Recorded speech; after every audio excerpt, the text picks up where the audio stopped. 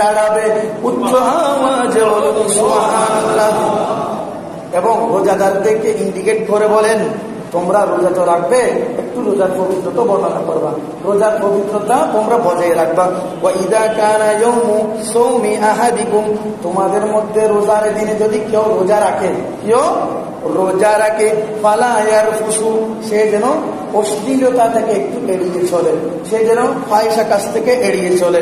ওয়ালা ইয়াসহাবু, সেই যেন ঝগড়া বিবাদ এড়িয়ে চলে।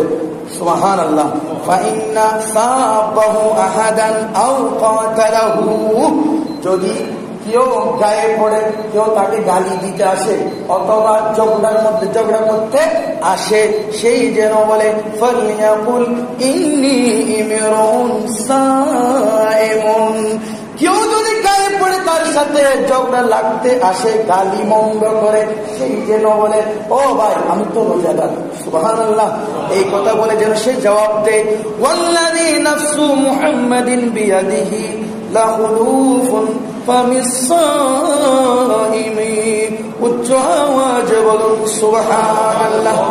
ফামিস সাইমি আতিয়াবু ইনদাল্লাহি মির রিহিল মিস্ক।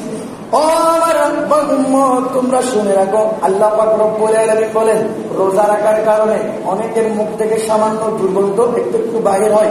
সারাদিন কিছু না খাওয়ার দরুনে মুখ থেকে সামান্য একটু গন্ধ বাহির হতে চায়।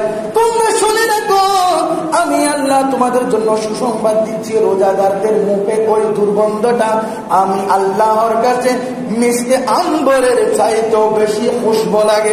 উচ্চ আওয়াজে বলুন সুবহানাল্লাহ।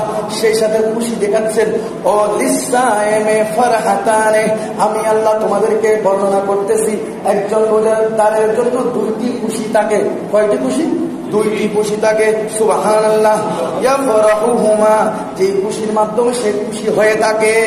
ইদা আফতারা ফারিহা, এক নম্বর খুশি হচ্ছে সারাদিন রোজা রাখার পর যখন বান্দা ইফতারি নিয়ে সামনে বসে, কখন মসজিদের মাইকে আজান দেবে, ইফতারের সময় হবে, ইফতারের সামনে নিয়ে দুরূদ শরীফ পড়ে পড়ে বসে থাকে।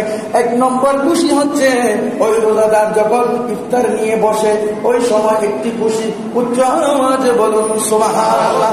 দ্বিতীয় নম্বর খুশি হচ্ছে ওয়া ইযা লাকিয়া রাব্বাহু ফারিহা বিসাওমিহি, উচ্চ আওয়াজে বলুন সুবহানাল্লাহ।